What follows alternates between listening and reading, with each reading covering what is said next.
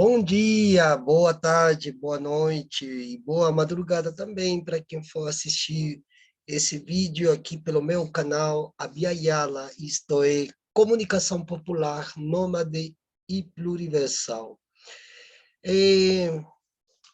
Pessoas, amigas, amigos que estão inscritos nesse canal, nós estamos aqui neste momento crucial de um país, de uma tentativa de país, de uma tentativa de um continente, em se tratando de América do Sul, o sul de Abya-Yala, melhor, né? De tirar esse país e tirar esse continente de uma vez desse encalço histórico na qual se encontra até hoje, com esse lastro de fel, de amargura e vergonha, que nos tem trazido muitas angústias e sofrimentos, em função de uma ideologia que ainda insiste em se instituir como salvadora de todos os povos e das povas, se se quer. O que tem acontecido esses últimos tempos, principalmente com o tenebroso crime de esquartejamento de Dom e do Bruno, lá na Amazônia, a partir de então parece que as coisas ficaram um pouco mais irreversíveis em termos de solubilidade. Algo que é solúvel é um copo de água onde a gente coloca um suco, a gente, né, vai revolvendo até se diluir nessa água. E aí propõe uma solubilidade. Nós estamos diluídos numa angústia, numa dor, num sofrimento terrível, porque nós somos o continente mais atrasado do planeta, porque isso que chamam de América Latina sempre foi uma falácia, porque nós somos o continente mais violento do planeta, porque nós vivemos em terras de ninguém, porque nós moramos num país que se diz ser uma república e que desde os inícios dessa falácia republicana, como eu gosto de chamar, colocaram nós, povos indígenas, os pretos, os pretas, os povos periferizados pela violência, como apenas algo que está aí, algo que enfeita o espaço, mas que não possui nenhum conceito ou nenhuma garantia de dar um passo à frente nessa luta que nós levamos. Nós já teríamos que estar diante desse panorama, nós teríamos que estar à frente desses fatos, promovendo uma resistência, promovendo um combate, uma batalha direta, confrontando opostos comuns contra opostos que se dizem os salvadores, os que trazem as boas novas, né? Ou as boas-vindas, né? A esse mundo que desde a Revolução Francesa continua se encarapuçando e cavalgando sobre as ideias de liberdade, de igualdade, fraternidade, sei lá as tantas. Quando foi a Revolução Francesa, surgiram os girondinos e surgiram os jacobinos, contrários um do outro. E nesse vai e vem de lutas brancas, porque são apenas os brancos que lutam entre si, povos inteiros ficaram à margem dessa salvação, dessa glória, dessa redenção, né? Que são todas narrativas religiosas, desde o cristianismo em adiante, e que hoje está dentro dos partidos políticos, dos movimentos sociais, está dentro das empresas, está dentro da mídia, e é o mesmo enquadramento narrativo existente de suposta benfeitoria para os povos e blá, blá, blá, blá, blá. já é hora de permanecer atentos, porque toda essa falácia da república, da democracia, porque tudo isso é falácia. A democracia nunca vai ser para os povos originários, nunca vai ser para os povos periféricos ou periferizados, nunca vai ser para os quilombolas, nunca vai ser para os pretos, nunca vai ser para ninguém. Mesmo com um grande triunfo que houve lá na Colômbia, com a assunção e ascensão de Gustavo Petro e de Francia Márquez, nós sabemos de antemão, nós já estamos na antessala de que a democracia, essa democracia branca, vai continuar por muitos e muitos anos. Isso está acontecendo, inclusive, no Estado-nação do Chile. É outra coisa que você deve entender, que Estado é uma coisa e nação é outra coisa. E que os brancos decidiram ligar nação ao conceito de Estado, ou o conceito de nação para o conceito de Estado, e criaram uma palavra trenzinho, que se chama Estado e nação. Nós não queremos Estado-nação, nós já estamos fartos de ouvir de democracia, e que isto, e que a democracia está em risco, e que a democracia vai ser... Nunca vivemos uma democracia, nem sequer em Atenas. República vem de res pública, de um conceito romano, mas quem tinha direito a essa res pública?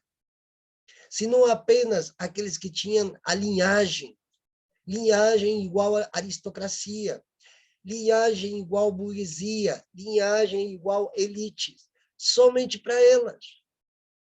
Enquanto que nós temos um povo suburbanizado, periferizado, faminto, miserabilizado, intelectualmente defasado, educacionalmente dilacerado, e continuam as pessoas repetindo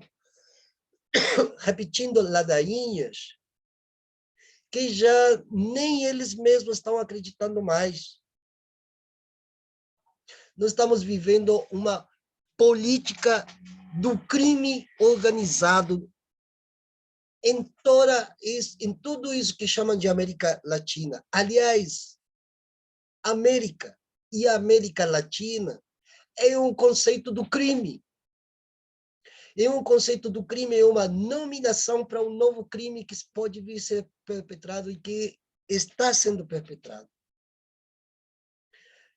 No Chile, na Argentina, no Uruguai, no México, nos próprios Estados Unidos e até no próprio Canadá. Ao sul do Rio Bravo começa México, começa o inferno, ou o quinto dos infernos, como os portugueses chamavam isso. E é a partir daí em adiante até a Patagônia, em onde nós, os povos, que estamos tentando nos embrenhar no caminho da descolonização, ao mesmo tempo estamos reproduzindo na vida cotidiana, todos os dias da nossa vida, repetindo o discurso dos brancos que se dizem jacobinos, o discurso dos brancos que se dizem girondinos. Tem gente defendendo o keynesianismo como se estivesse em 1920. É falácia. É um conceito falacioso. É um conceito que não traz nenhuma solubilidade, porque mesmo que você coloque esses conceitos num copo de água e você vai revolvendo, não dilui mais, porque não tem conteúdo para diluir. Todo mundo acha que Bolsonaro entrou no governo por um acidente da vida. Não foi por um acidente. O governo está aí, tem mais de 6.000 cargos ocupados por militares, e o mesmo está acontecendo nas supostas democracias dos Fernandes na Argentina, o mesmo está acontecendo na suposta democracia do Chile, na suposta democracia mexicana, porque onde tem indígenas e camponeses, é ali onde o capitalismo entra e faz a guerra, bancada pelos girondinos e pelos jacobinos do nosso século, aqui nessa mal denominada América Latina, que nós não temos nada a ver com a América e menos com o latino. Nós não temos nada a ver com os povos latinos. Os povos latinos são lá da Península Itálica, não somos nós. Quem se declara latino é aquele... desculpa. Quem se declara latino é aquele que ainda diz descender... minha família é italiana, a minha família é francesa, não, a minha família é da Espanha. Tentando, com isso, tirar uma culpa histórica que desembocou nesse cesto dos infernos que nós estamos agora. Muito bom Gustavo Petro ganhar na Colômbia, é lindo. Mas ele também é branco. E não estou falando de branco de forma racializada. É um branco conceptualizado, é um branco conceitual, é um branco com significante, é um branco com significado, é um branco da condição condicionada condicionante. Vocês têm que aprender isso, nós todos temos que aprender isso. Essa terra é indígena? Sim, é indígena.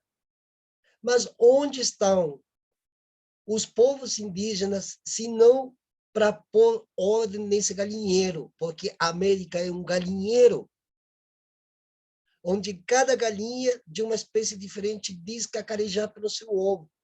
Mas resulta que nem ovo tem mais. Que a gente vai no supermercado, o ovo custa meia dúzia, custa R$7. E todo mundo acha bonito. Essa prática da falácia narrativa, ou da narrativa falaciosa, se estende desde a Revolução Francesa até os dias atuais. E ninguém quer colocar o ponto no i, porque está todo mundo com o rabo preso, porque ninguém quer sair da zona de conforto, porque todo mundo tem medo de perder aquilo que nunca teve, e tem aqueles que têm saudade daquilo que nunca viveu e que nunca mais vai acontecer, só aconteceu num período da história. Tem gente que sente saudades da Revolução de Outubro de 1917 na ex-União Soviética, e querem implantar uma União Soviética aqui. E tem aqueles outros que dizem que vem o aspecto do comunismo e não sei o que tal, e aquela velha falácia também que vem dos anos 1950, desde os Estados Unidos. Quando vai ser o dia que a gente vai entender que essas práticas narrativas, conceituais, também são práticas que, em algum certo ponto, traz uma razão, mas é uma razão instrumentalizada por um grupo de pessoas que defendem um conceito maior que nunca teve prática nenhuma em nenhum lugar da América Latina, jamais em nenhum país da história da América Latina. Nunca. E menos ainda desde o século XIX até hoje. Tanto é que eu sempre replico, estudem a história do século XIX. Aliás, história é uma coisa que todo mundo deveria estudar. Todos, todas, todos, sem ninguém ficar fora. Porque está na história a verdadeira raiz dos problemas que nós temos hoje. Porque esse problema não aconteceu ontem, começou ontem. Não começou com a era Lula, porque Lula tem a culpa de Bolsonaro chegar ao poder. Tem um pezinho, sim, mas não é o único. Ele também foi vítima de uma outra coisa que aconteceu antes, e aquele antecessor também de uma outra coisa que aconteceu antes, e assim vai. Enquanto a gente vai mais retrocedendo, a gente vai descobrindo muito mais coisas. Vai trazendo lá do fundo do poço um balde cheio de urucum e genipapo.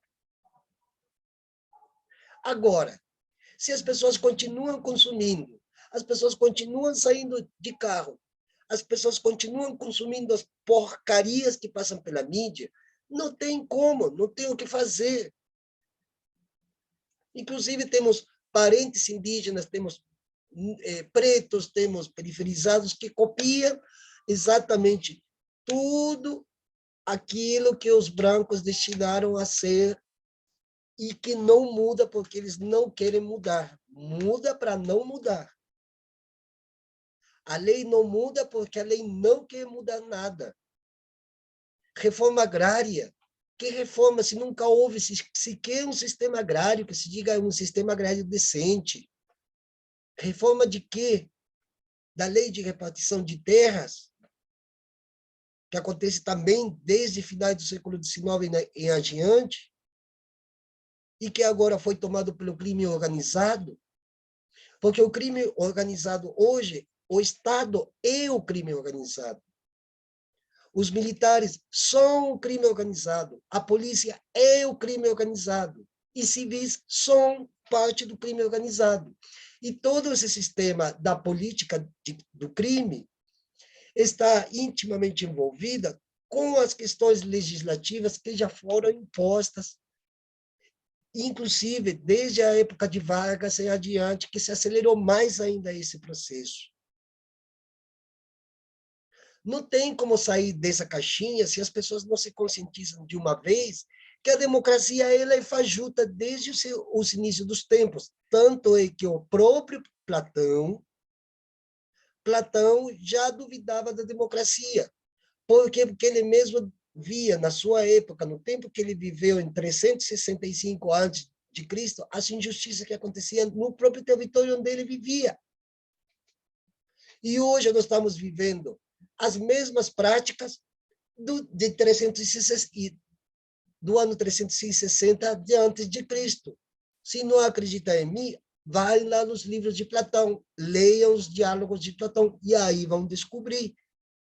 Nunca existiu justiça, tudo foi dividido em mente, corpo e espírito, e a carne ficou fora, claro, porque quando a pessoa sofre fome, quando está passando fome, ai, o meu espírito, o meu corpo, é a carne que sofre, é o estômago que sofre, e o estômago é carne. Quando as pessoas estão doentes, é a carne que sofre, não tem um sistema de saúde decente. Quando é um tiro que se dá pelas costas, é a carne que morre primeiro. Se existe mais, o corpo, a alma, o espírito, é outra coisa. Mas a carne em si, isso aqui, é a que sofre primeiro.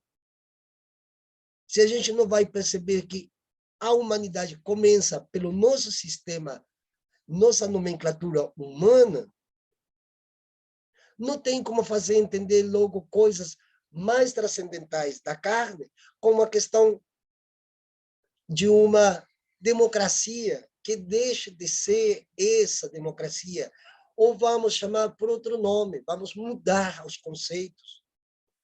Não dá, não dá, porque esse sistema não dá mais, não tem o que fazer. Algumas pessoas, vamos prender os caras. Prender com o quê? Se as leis jurídicas não fazem justiça. Porque o sal não salga mais, o açúcar não adoça mais. Porque o café já não vem nem sequer o conteúdo do café que vem dentro do pacote, pesa mais a embalagem do que o conteúdo. O macarrão já não é mais um macarrão com farinha de trigo, de arroz, do que seja. É um pedaço de uma massa que se coloca na água e sai uma coisa assim empolpada. Porque a levedura que se usa para fazer pão já não faz o pão inchar mais. Porque os produtos que estão vindo hoje são de péssima qualidade. E sempre se comeu mal, sempre se viveu mal. Se viveu mal nos anos 80, se viveu mal nos anos 90, se viveu mal durante 2000 e deu uma performatividade. Nos 12 anos, no caso do Estado-nação Brasil, que eu não reconheço, como eu não reconheço o Estado-nação argentino, como eu não reconheço o Estado-nação Colômbia, mas, enfim, se deu aqui no Estado-nação Brasil, que é apenas um objeto de bufa lá fora, porque sempre se viveu mal, hoje se está vivendo pior do que nos anos 80. Os crimes que estão acontecendo hoje são tanto quanto piores que os crimes cometidos no século XIX. Os antecedentes históricos do crime já vêm desde a época das caravelas. As caravelas trouxeram todos os males, todas as maledicências, todas as perversões possíveis e os masoquismos possíveis e haveres. E desceram aqui, naquilo que chamam de América, né?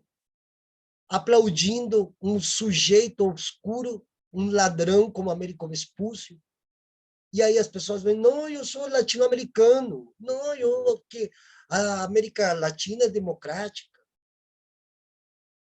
Quando os povos latinos, também quando tiveram poder lá em Roma, na Espanha, Portugal, na França, torraram tudo, jogaram tudo pela janela, fizeram qualquer coisa e perderam até o pódio de império.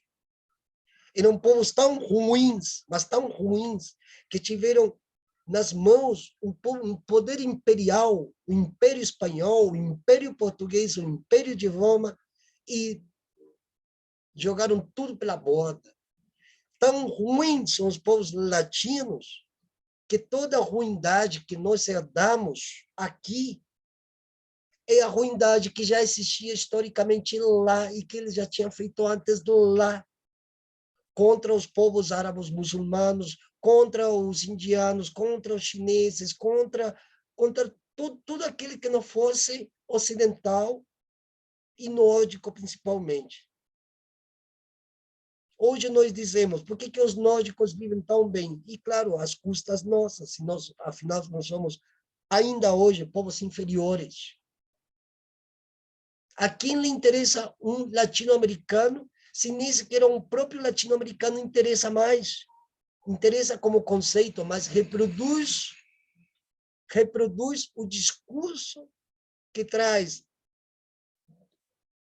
arrasta junto todas essas porcariadas que vieram com as caravelas, com as naus e com todos os restantes dos navegantes, dos naturalistas, dos expedicionários, do sei lá o que, um monte de gente que veio aqui com um braço na frente e outro atrás, usaram-se dos povos indígenas, utilizaram-se da mão de obra africana para levantar esse monte de coisa que tem ali fora agora, poluindo o ambiente, acabando com a natureza.